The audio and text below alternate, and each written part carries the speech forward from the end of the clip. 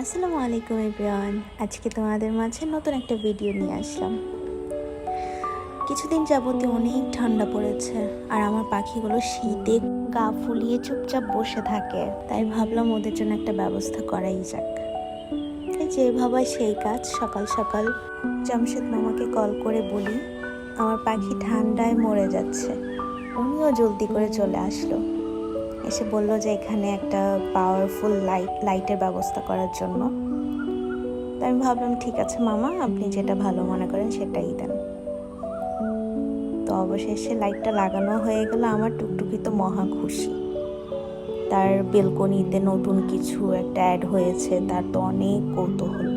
সে অনেক কৌতূহল নিয়ে মামাকে দেখছে, লাইট দেখছে, তার রুমের অনেক চেঞ্জেস হয়েছে সেটা দেখছে।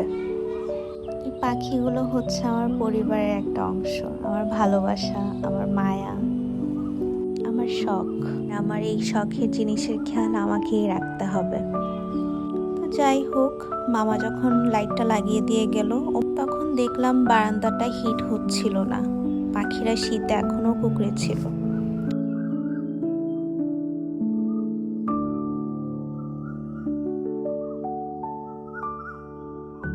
তো আমার দেবরকে বললাম যে লাইটটা চেঞ্জ করে 200 ওয়াটের লাইট একটা লাগিয়ে দাও। পাখিগুলো আমার টেম হওয়াতে চুপচাপ দাঁড়িয়ে দাঁড়িয়ে দেখছে। একটা ভালো দিক হচ্ছে টেম পাখিরা মানুষকে ভয় পায় না, তারা মানুষের সাথে অনায়াসে মিশে যেতে পারে। লাইট লাগানোর পর থেকেই দেখলাম আস্তে আস্তে রুমটা হিট হচ্ছিল।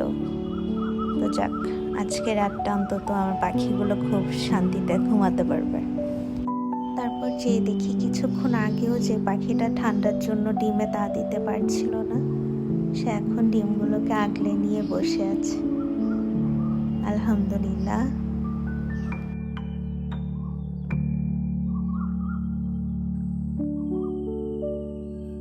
মাশাআল্লাহ, কি নিষ্পাপ চাহনি।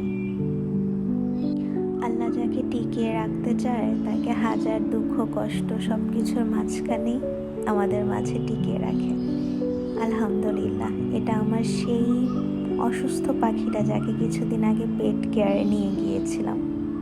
মাশাআল্লাহ, সে 5টা ডিম নিয়ে বসেছে। দোয়া করবেন এই 5টা ডিম থেকে যেন সুন্দর সুন্দর বেবি আসে।